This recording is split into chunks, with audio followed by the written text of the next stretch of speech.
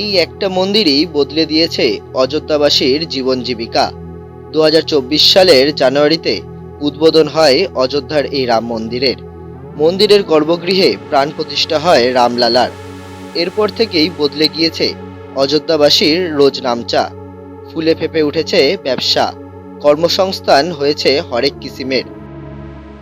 श्री राम मंदिर के प्राण प्रतिष्ठा के बाद अयोध्या को देखकर आपको कितना गर्व महसूस हो रहा है?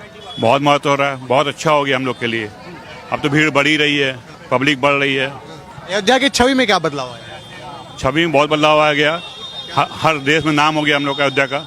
जो नहीं जानता था वो भी अयोध्या जान गया। तो रोजगार में क्या बदलाव आया है? रोजगार में उससे 20-25 हो गया।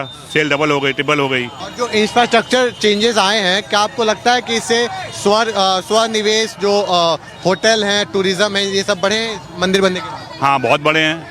गली गली में होटल हो गए। हर जगह पे होटल, वो भोजनालय खुलते चले जा रहे हैं। सेल बढ़ी रही है सबकी। पहले अयोध्या कैसी थी?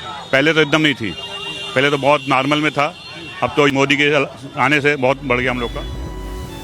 এর সঙ্গে সঙ্গেই অযোধ্যা এমন এক উন্নয়নের রূপ দেখেছে যা কল্পনা করাও কঠিন ছিল কয়েক বছর আগে পর্যন্ত। উন্নত মানের সড়ক, আধুনিক সুযোগ সুবিধা এবং শহরের প্রতিটি অলিগলিতে ক্রমবর্ধমান ব্যবসার সম্ভাবনা।